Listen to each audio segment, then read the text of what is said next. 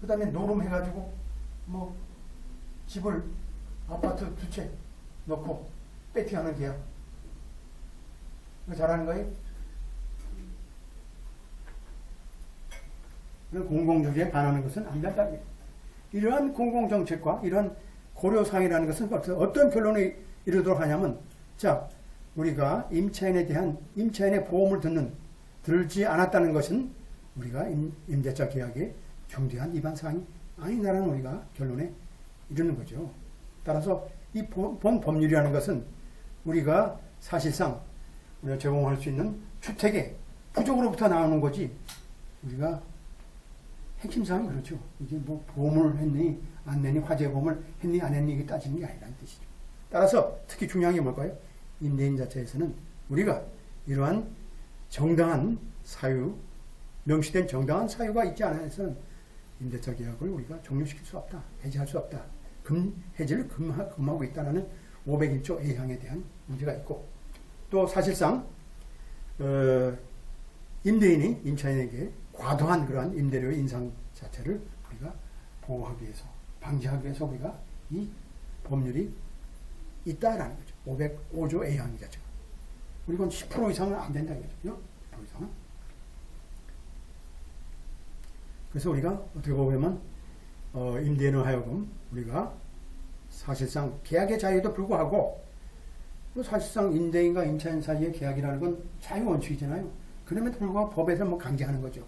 따라서 임대인과 임차인 계약에 있어서의 법적인 어떤 한계라든지 의무사항을 우리가 부과함으로써 우리가 이런 법률을 통해서 임대인에게, 임차인한테 과도한 임대료 인상을 우리가 뭐로부터 보호를 하는 것이고, 또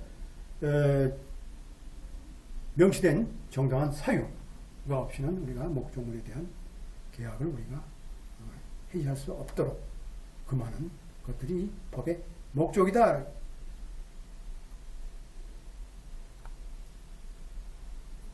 자, 이것도 어떻게 돼요? 스타크라는 애틀라스 리징이죠. 이것도 프랭클린 코로핀 개선에.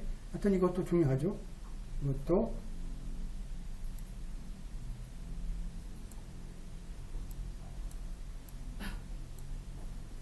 물론 계약의 자유라는 게 중요하죠. 우리가 일반적으로 프랭클린 입법부에서도, 자, 자유시장의 원칙이라는 것은 우리가 어떻게 돼요? 임차인과 임대인 사이에 우리가 적절한 우리가 주택의 부족을 통해서 발생할 수 있는 그러한 불평등한 바게닝 파워, 그런 거래관계의 힘, 그러한 바게닝 파워 때문에 주어진 주택에 대해서 적용이 되지 않는다라고 우리가 여기선 이제 얘기하고 있다는 얘기예요. 적용되지 않는다. 근데 이제 우리하고는 관계없죠. 이렇게 하지만 내도 불구하고, 특히 뭘까요? 여기 ID죠? 나오는 건 앞에 있는 스타크, 애틀라스 그죠? 리징 요 케이스에 대한 우리가 판시 내용이 들어와 있어요. 위의 내용이 그대로. 물론 여기선 2003년도 케이스죠. 2003년도의 판시 내용 자체는 어떻게 돼요? 프랭클린 코로필 자체에서도 사실상 우리가 이렇게 주택난이 심각한데, 우리가 임차인과 임대인의 그런 대등한 관계가 아닌 그런 바게닝 파워의 불균형에 인해서 때문에 우리가 자유시장 원리가 이제 훼손돼서는 안 된다. 주택에도. 하지만 여기서는 뭘까요? 자, 두 사람 자체가 뭘까요? 실제로 스탁에서, 케이스에서 인정하는 그런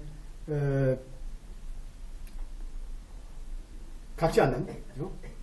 다른 그런 바게닝 파워에 반영하고 있다. 보게 되면, 자, 일방적인 몰수 규정이라는 것은, 자, 어떻게 돼요? 임대인으로서의 왓스필드한테만 전적으로 우리가 이익을 주도록 되어 있는 거죠. 여기서는 절적으로 돼요. 어니컬 바게닝 파워죠. 절대적으로 그냥 넌 이거 안 하게 되면 무조건 몰수다 라는 것은 뭘까요? 한마디로 임대인에 대한 뭐 임차인에 대한 그냥 의무적인 의무 통지죠. 너의 지킬 것은 이거다. 안 하면 무조건 몰수다. 라는 거죠. 자, 이러한 몰수 조항이라는 것은 자, 어떻게 돼요? 이런 위반을 하도록 하는 거죠. 델라도로 하여금 자, 웨스트필드를 위해서 그죠? 그 임대차 계약을 우리가 종료 해지하도록 하는 것이고, 또 사실상 어때요? 임대인한테는 사실상 의무가 부과되지 않은 그러한 형태의 것이 되는 거죠. 일방적인 거죠. 일방적인 것이다.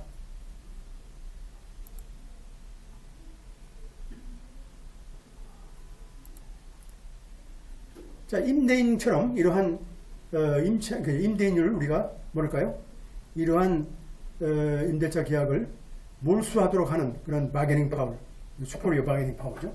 이런 것을 부여를 하는 것은 뭘까요? 특히 뭐 이 소규모 아주 소량의 그런 간단한 어떤 위반 사항을 근거로 하더라도 그렇게 그냥 바게닝 파워를 이용해서 그냥 임대인한테 그러한 권한을 허락하도록 하는 것은 뭘까요? 한마디로 어떻게 돼요? 여기는 이게 뭐예요? 한마디로 그들로 하여금 전략적으로 현재 법에 의한, 그죠? FTP에 의한 합법적인 어떤, 그죠? 여기서 하면 정당한 사유에 의한 명도 법적인 절차를 우회하도록 하는 것이고, 사실상 계약을 이탈을 쓰면서 우리가 사실상 호울 좋은 그런 명도 소송을 가정하는 것이다. 법에선 판사가 정확히 보고 있는 거예요. 야, 하여튼 기가 막히네요. 이게 하여튼 그러니까 뭘까요? 전적으로 임대인에 대해서 지금 상당히 질책하는 상황이에요. 우리가 그 모르는지 아냐? 아무리 우리가 임대차 계약에 몰수 조항이 있다 하더라도 뭐죠? 이거는 해당 법자 특별법을 우리가 우회해서 당신이 그것을 합법화시키면 안 된다는 뜻이죠. 따라서 어떻게 해요? 우리가 프랭클린에서 어떨까요? 프랭클린 주민으로 하여금 그러한 안정적인 우리가 제공할 수 있는 주택을 공급하는 해당 법률의 공공정책의 목표는 뭘까요? 당연하게.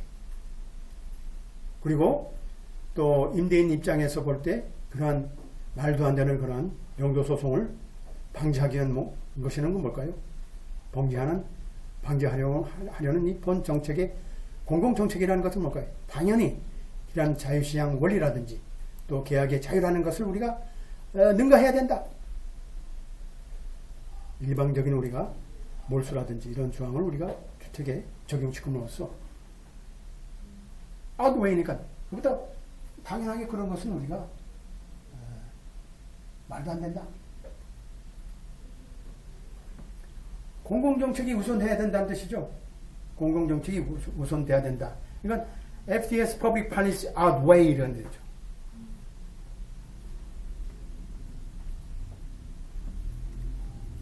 이게 이제 피동태를 나오면 Public Policy Goals must be outweighed by 이렇게 나오죠. Stable, affordable housing to Franklin residents. Preventing pre-tax eviction. 그죠? 이렇게 되는 거죠. 이게 이제 공공정책에 관한 문제죠. 이 부분을 우리가 공공정책의 부분에서 우리가 한 단락을 적어서 쓰게 되면 좋은 점수를 받죠. 그게 이제 100점이죠. 퍼블릭 팔리시 그거에 대해서. 왜냐하면 지금 어떻게 됐어요? 지금 우리는 뭔가 첫째 이것이 펫 클로즈에 대한 것은 우리가 면책 조항이 당연히 있고 또 임대인이 그냥 몰수 조항을 우리가 거의 강압적으로 집어넣어서 일하는 것은 우리가 사회정책에 반한다는 거죠.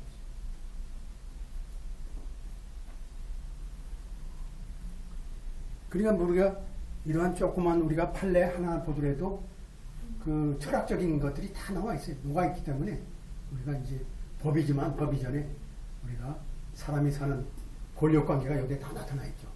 임대인과 임차인 사이 관계라는 게 법으로 어떻게 우리가 미세하게 조정할 것인지 이런 것들이 아주 기가 막히게 지금 표출되어 있어요. 따라서 이제 어떻게 결론적으로 어떻게 돼요? 자, motility, 뭐 중대성이란 그 요구사항이 법적인 요구사항이죠. 특히 어떻게 돼요? 여기서 뭘까요? 자, potentially unmeritorious litigation, 뭐 쓸데없는 그죠?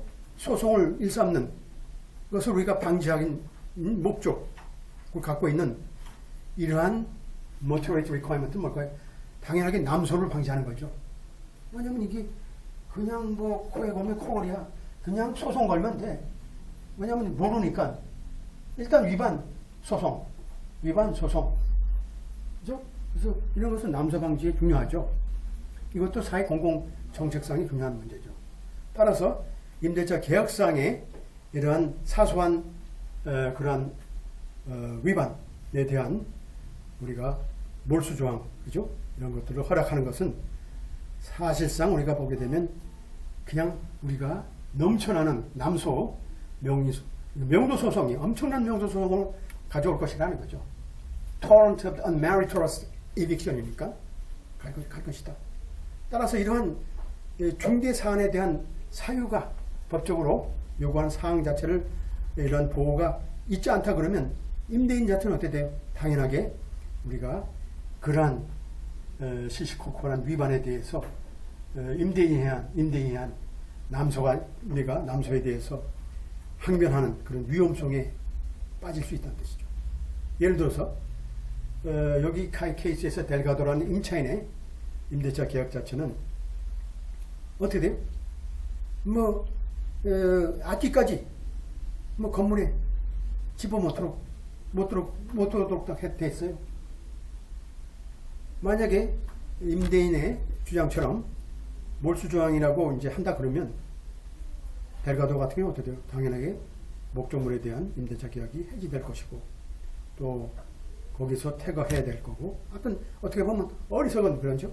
참 어이없는 그러한 사소한 사유로 인해서 그렇게 되는 거죠. 그러니까 이 델가도 케이스는 뭘까요? 상당히 그 임대인 자체가 뭐 되게 피아노라든지 뭐 디지털 피아노 좋잖아요. 뭐 이런 것도 일일이 그걸 단속해서 뭐는 되고 안 되고 따지고 그럼 피곤해서 못 사는 거죠. 여러분들은 이제 임대인 되시면 좀 너그럽게 해서 좀 임차인들이 행복하게 살 수 있도록 그렇게 해주시면 고맙겠습니다. 델가도의 저는 뭐 편은 아니지만 그런 생각이 들어요.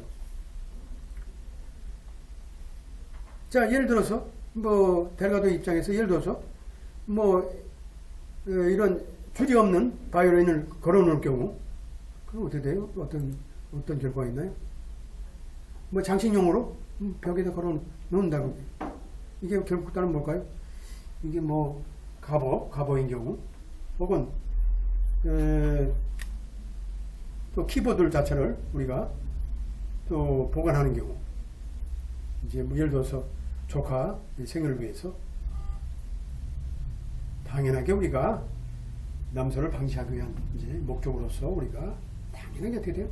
그런 부분에 대해서 임대인 자체에서 이것을 중대 위반 사항으로 보고 소송을 제기하는 경우가 있기 때문에 이러한 몰수조항 자체는 우리가 받아들일 수 없다라는 사실로 이 사건을 우리가 돌려보낸다. 그리고